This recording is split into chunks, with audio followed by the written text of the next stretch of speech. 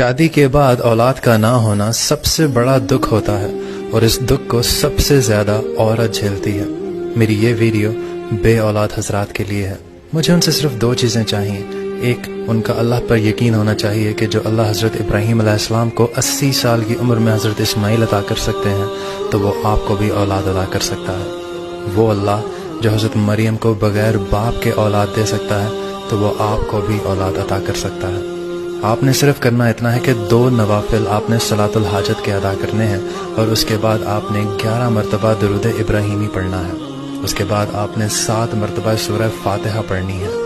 اس کے بعد ایک تسبیح آپ نے ایاک نعبد و ایاک نستعین پڑھنی ہے، اور اس کے بعد دوبارہ آپ نے 11 مرتبہ درود ابراہیمی پڑھ کر پانی پر دم کرنا ہے، اور وہ پانی دونوں نے پینا ہے۔ اور آپ نے یہ دعا کرنی ہے کہ اے اللہ، اکیلی ذات آپ کی اچھی لگتی ہے، ہم تو اولاد والے اچھے لگتے ہیں،